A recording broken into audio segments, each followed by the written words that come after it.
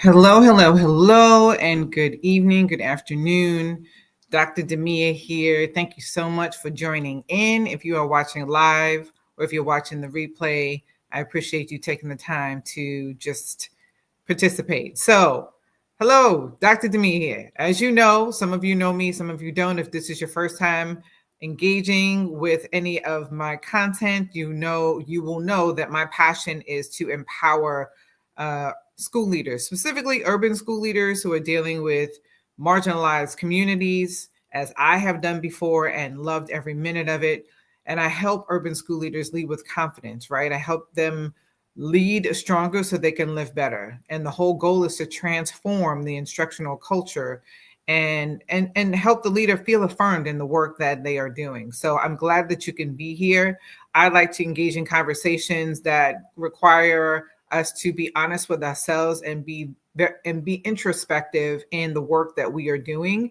I believe, as Margaret Wheatley said, that we have to be brave enough to start the conversations that matter. And I'll add, be courageous enough to create this disruption that's needed to change our current school conditions. We're the only ones that can do it. Nobody else can. So let's get into it. Today's topic is around how overwhelmed school leaders can take back control and boost staff morale before break. So I shared a post, I believe it was last week, around November being either November Namaste or November neglect, right? And this is the point in time as school leaders, especially if you've been in school leadership for a couple of years, you see a pattern. October, November specifically, and December are the months where teachers who, especially new teachers, new to the field, they leave, which puts extra added stress and strain on everybody else, right?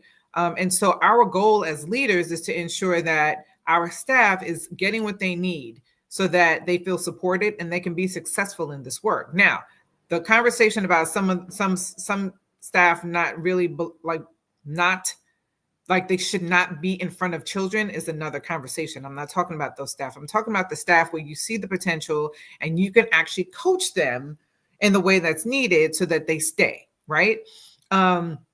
This, however, does require you as a leader, just as it did me, to be aware of, how I am developing relationships. So I want to dig a little deeper into this because I want to share how you can begin to reflect on like how you can take back control and secure your staff, right? This also means that you need to be concerned about you as a leader and your overwhelm. And a lot of things, I believe that leaders deserve to have, the time and space that they need to process and engage fully with their staff. I believe that school leaders, that they shouldn't have to make exhaustion and overwhelm a norm as a part of the work. That's not what should happen, right? Because we need you to remain so that you can create this ripple effect with your school community. So I know that this work is extremely hard. I know it. I've been through it myself, right? You face particularly now when you have a lot of people calling out. Thanksgiving break is coming in. People are tapping out because they're going into vacation mode, right? And so I wanted to share some data with you before getting as a grounding for the conversation. I was doing some research and found this organization called Women Leading Ed. And so they have an insight survey that they took as recent as the 2023-24 school year, which was last year, right? Okay. And I wanted to share some of the findings in here. Now, I want to be clear that this is only one survey data, right? And what they did was they surveyed, I think it was, here we go, about the respondents, between November 2023 and January 2024, 110 women participated in the survey. It is a small sample size. We know this. But we also know that the sample size is really reflective of the greater population, right? If you're in leadership and you speak to your colleagues, you all are expressing the same things that are in this survey report. So this is the first year that they're doing it. Now, those 110 women collectively, they serve 7.9 million students in 81 different school systems in 28 states. Again, a small sample size, but I think it's important for us to share, for me to share the data with you so that we can be grounded in what we're doing, right? So information about the respondents and who they are and their age group, an image with the actual states that the respondents came from. So we have New York, New Jersey, major cities, California, right? And so I want to get into some of the numbers that they found with this survey. So burnout, stress, and well-being. Again, sample size, but very connected to the work that you're doing every day. And I know this to be true because I am in various groups on various platforms, school leader groups, and I see and hear exactly what's in this survey. I hear leaders talking in this way. So burnout due to stress and strain. Nearly 6 out of 10 respondents stated that they think about leaving their current position due to the strain and stress of their job. Okay. 50% of all respondents of women who responded yes, 75% said that they think about leaving daily, weekly, or monthly. And that equates to about 50% of all respondents. That's a big number, right? And if we as women want to remain in the field, and because we get into the field because we want to have impact. And having impact means sustainability in this field. So what does that mean for you, for us? It means that we need to put things in place to safeguard our thinking, our health, our mindset, right? There are certain things that should be in place that you can do to help you with how you are navigating this work. Okay. And so I'll put this link for the survey in the comments below so you can read it on your own. But I wanted to share that if you are feeling this overwhelm, you are not alone.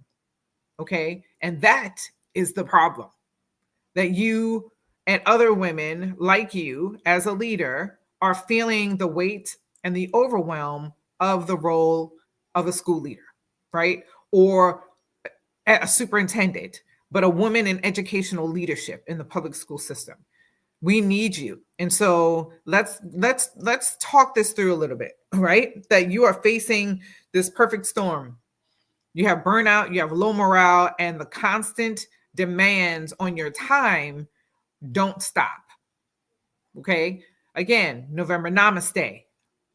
November Namaste, right, is, creating moments of mindfulness and gratitude, right? Where you intentionally pause and reflect and practice gratitude, not only for yourself, but within your team to help maintain a positive energy, with it among your staff to help maintain a positive energy. We go all the time. You have to stop and pause. I shared a post in a group that I'm in about, I know it seems counterintuitive as a leader, as a school leader, but you have to stop. You have to pause. Get reconnected to your values, get deeply rooted in those. And then once you have the clarity and you have your non-negotiables based and rooted in your values, then you go ahead and you start making your decisions and leading in your values. This value-led leadership is extremely essential for your success and your well-being, right? So November Namaste is really stop and have share the gratitude that you have and the gratitude for your staff, right? Within your team. November Neglect is the opposite of November Namaste, right? So we want to caution against November Neglect, right? And that is the tendency to lose connection with staff because you're so busy doing so many other things that there's a tendency to lose connection with staff, right? Especially as the holiday approaches, right? Some schools go extra above and beyond when it comes to the holiday. But as a leader, sometimes you get pulled, and depending on what's happening, you're getting pulled in different directions. So there's a tendency, especially now, this is a formal observation season. You are immersed in that right now, right? So when you have November neglect, it can lead to disengagement, right? And lead to a decline in your staff morale. So it's vital that you keep your staff's emotional and professional needs in focus. I was talking to a colleague today around how the needs of staff are different. The era that I came up as a teacher is different than teachers today. And I think a lot of times we as leaders are expecting teachers, new teachers, to be like we were. And that's not going to happen. They're different people. They require different things. In the same way we are telling our teachers that they need to differentiate, we need to do the same thing. And on the same side of that coin, we also need to keep up with the times, because education is a business, y'all. Don't let anybody fool you. It is a business. Okay. You have to keep up with the times and be innovative with the things. In terms of things, I mean the approaches that you use when you're engaging with your staff, when it comes to teaching and learning, etc. I digress. Let's come back to November namaste and neglect, right? So one of the costly impacts of this is, I'm going to stick on this one today and provide you with some steps on how to avoid this one. Okay. One really costly move that a lot of leaders make is over enabling your staff. I'm going to say that again. Over enabling your staff. Some people might say it's, micromanaging, where you're doing everything for them. But over enabling your staff is crippling. It is crippling to building them up as leaders. And I'm going to speak specifically as a leader and your leadership team.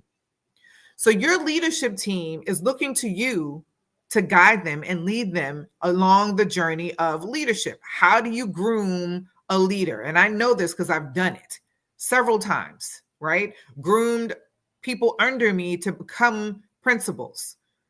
There's a way that you go about doing that, and you have to throw them in the water and see how they swim, for lack of a better term. Let me explain what I mean.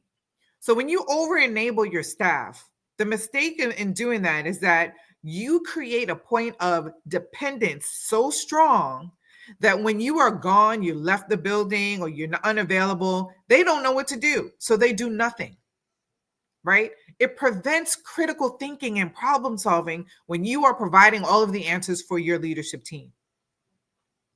You're giving them parameters and you're giving them the expectations. They need to figure it out, right? And so one of the things, like a piece of evidence in this article here is, many leaders felt, when you read through the article, many leaders felt like they had to overcompensate a lot of times, right? When they come in, they feel like as women, we feel like we have to overcompensate and do extra to prove our worth, right? And becoming the first in, like the first person in the building, the last person out of the building, always being available, right? Taking on responsibilities that your staff should be doing or someone else on your team should be taking care of, right? That is what it looks like. And the evidence is in this survey. It is in here where women have shared, women leaders in education have shared that they have overcompensated which causes this enabling effect with your leadership team. So this not only adds to like leader burnout, right? But it impacts your staff morale because the team feels less empowered and more dependent on you. That is an absolute no. And the thing about this too, and I'm gonna call a spade right now. The thing about this too is when you are enabling in that way, there are multiple reasons. I'm not a psychologist. I don't claim to be. I'm not a therapist. But there's some things that you really need to think about and reflect on, be introspective as to why you are enabling your staff in the way that you are. If it's because you feel like they don't have the capacity to do the work, then that's another conversation, right? That means you need to provide more guardrails and support for them and wean them off so that they can lead, right? If you feel like you're the only person who can do it, then that's another conversation too. That is something that you need to reflect on, is why do you feel like you're the only one who can do these things? right? And the consequence of that, again, is you are creating a team of that feels less empowered to actually lead, right? So here are some things, 3 things that you can do so that you can stop enabling your leadership team, right? Because when you leave the building, everything shouldn't fall apart. It should operate like you were still in that building. That's your litmus test. If they're calling you, if you're at a conference or out for the day and they're calling and emailing you, asking you 1,000,001 questions, you have enabled your team. I'm gonna call it, you've enabled your team. And there's something that we need to do so that you are not like to wean them off of that, right? One of the things that I used to do before I get into the 3 steps, but I guess this could be a step 2, is anytime someone from my leadership team came to me and asked me a question about something that I knew that they were capable of handling themselves, I would ask them, well, what did you do? What do you think we should do?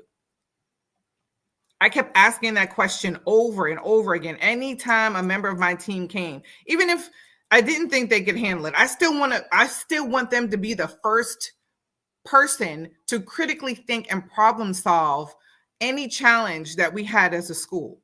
And so I would immediately ask, what do you think we should do? I have in my mind an idea, right? But the team is what makes us great as a school, is what made us great as a school. It wasn't just me. It wasn't me.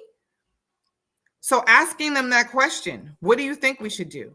By the time we got to about the second quarter, the beginning of the second quarter, they realized that they should have thought through something before they came to me, because I repeatedly asked them every single time. I don't care who it was. What do you think we should do? Because I want to hear them think about the problem, right? One way that you can actually, like some actionable steps that you can take right now, in addition to that one, you can delegate with some clarity, right? So identify a task that you typically handle, right? That could easily be done by a team member, right? And communicate the clear expectations and empower that person to take the decision, to make the decision, right? Related to the task. So the lift here is that this approach is going to help you reclaim time, which is what you need to instructionally lead, right? It's going to help you reclaim your time as a leader, and it's going to give staff an opportunity to step up, even if it's just in a small way, right? So one of the things I did with a client, because this client was frustrated with the lack of problem solving, the initiative that her leadership team was taking on, again, because of enabling, I suggested to her to create a flow chart, a chart that for every part of this in the step. For example, I'm just going to say, let's talk about behavior. So in behavior, an incident happens in the classroom. What are the things the teacher has to do? Like a checklist with an arrow pointing to, once the teacher does those things, what happens next? They go to the dean of discipline. What does the dean of discipline have to do? Research, like investigate what happened, bring both students in, talk to the student, bring like a checklist. Again, once that dean does what they have to do and it's still not resolved, who's the next person that it goes to? The assistant principal. The assistant principal will have a conversation with the parent, bring, whatever that is in your school, it's a checklist. And then the final person it should come to is the principal. There are people that should cut that any challenge should go through before it comes to you. And so that flow chart will help the people in this chain realize, okay, no, I didn't do that. So before I even take this to the dean, let me go through this checklist and make sure that I've done these things so I have enough information when I go to the dean. The dean will now look at their checklist and do the same thing. Have I spoken to the students? Have I done all these things before I speak to the assistant principal? You as the principal, you're the last person that they should come to, because everything else should have been checked off. So now when it comes to you, you have all the information. You're not asking all the questions. They're coming to you with all of the answers, all of the answers that they found, and with enough answers so that you can actually make a decision. You're not spending time doing all of the asking them the questions to figure stuff out. Has a parent been called? Have we done restorative practice? Have we had a circle? Whatever it is, whatever the steps are in your school, right? So that's one thing that you can do. Another thing that you can do is practice radical transparency, right? Like hold a meeting, a short team meeting with your leadership team and share your current workload. And I think a lot of times as women, we don't want to say that we need help because we don't want to look like we are incapable of doing this job. We don't want to look like, we can't handle it. When deep down inside, you may be sinking right now because so many things are going on and you need help. And it's okay. That's the thing. It's okay to need help, right? So have a meeting with your leadership team and let them know the real deal. Like, listen, a lot is going on right now. I'm being extremely transparent with you. This radical transparency here, okay? This is going on, and I need support in you all taking charge and making decisions, and then coming to me, right? And asking me for input. That's what I need you all to do. Like, have a real conversation with them. And it's difficult to do if you have been in a place where you've enabled your team, but you have to do it or you will burn out. Especially if something dramatic happens in your life, especially if you're the person that everyone comes to all the time, you will burn out. Okay? Again, the litmus test is be out one day and see how many emails and phone calls you get. That'll tell you whether or not you've been enabling your team. The last thing I want to share with you is setting boundaries. And I talk about this a lot, right? Like setting boundaries. So the work is still going to get done, but you need to commit to logging off by a specific time. Commit to logging off your computer, right? And share with your staff. You need to model what a healthy work life looks like. You have to model that. If they see, let me tell you, I worked at a district where the chief of staff, I think it was, I can't remember, the chief of staff, every time you sent that chief of staff person an email, no matter what time of the day was, that person was emailing you back right away. Like in 5 minutes, which leads you to believe that this person had their phone on them all the time, looking at work email, right? And so it became an expectation now when that person was emailing other people, it became an expectation, not that the words were said out of her mouth, but you felt it, right? An expectation that you had to respond within the next 30 minutes because this person responds in the next 5, like within a 5-minute window. So you have to model. You have to model what it is, what it looks like, what it feels like, this balance that you have with your team. Commit to logging off. Unless I used to tell my staff, if someone is cut down or bleeding, and if the building's on fire, that's it. If it's anything else, it could wait until tomorrow. Because trust and believe, other people who are above you are nestled comfortably, not worrying about what's going on in your school. Okay? So with this Thanksgiving season upon us, right? Modeling this right now will really help them to see that it is okay for me to pause. It is okay for me to turn off my phone or my computer at a certain time, right? So again, a couple of things I share with you that you can actually start doing, and I really want to push you to start doing it this month. One of the things that you can do is using the flow chart, right? Using the flow chart with everyone's roles, tick, tick, tick, tick, before it gets to you. The second thing that you can do is, again, you can ask a simple question every time somebody comes to you. What do you think? Or what have you done? Right? What do you think should happen? What do you think we should do? Get them to think about it right there on the spot. Don't give them an answer, right? Let them problem solve and figure it out. Okay. Again, this idea of radical transparency and then setting boundaries, modeling what that looks like, right? I ramble for a second. I know I can't see if anyone has put comments in or anything like that, but if share in the comments anything that has resonated with you, things where you're like, you know what, Dr. Demia, I don't necessarily agree with that. And we can have a conversation. I love to keep the conversation going. Okay. So let me know your thoughts around this and what is one or two things that you can start to do right away. And this is about commitment. It's about reflection, introspection, and commitment. Okay. Pick one of these things that I shared with you and implement it for November. That's it. I'd love to hear the impact that it has on you and your team when you are implementing these things. Okay.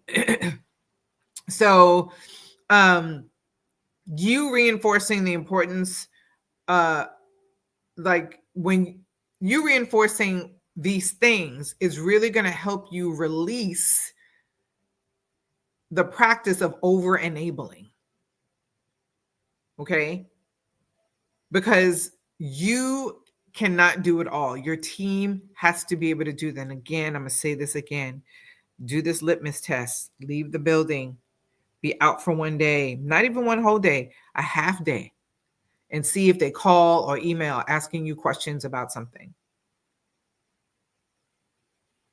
Let me know. I need you to be honest. Let me know what happens when you do that. Okay. And this is, part of what I'm going to share and actually provide you with some critical steps in the upcoming webinar next week, Wednesday, actually, November 20th. Seats are filling fast, actually. So the webinar is the top 3 mistakes that school leaders make that lead to low staff morale and how to avoid them and create a healthy culture instead. So we're going to talk on a deeper level, and I'm going to provide you with some really concrete steps that you can implement right away. Okay. So across the bottom, you'll see that the date and the time, and I will put the link for you to register and the link for the landing page if you want to learn more about what the webinar is going to cover. So again, people, we need you, leaders. We need you. You are made for this seat. This is the time where burnout starts to happen. And this is where you really need to check out your systems and what you're doing. Again, take that litmus test. Leave your building for a half day. See if someone calls or emails you. If they do, there's work to be done in terms of supporting your team with delegating and being able to take action while you are out of the building. Okay. This is going to help create time for you. All right. So if you would like to have a discussion, shoot me an email and we can have a quick coffee chat to kind of see how things are going in your building. And once you implement these things, I'd love to hear about the results in your building and how you are feeling as a leader, right? Like in terms of your energy and not being overwhelmed and things of that nature, because my goal is for you to thrive, because that's what our kids need. That's what you need. And that's what our kids need, right?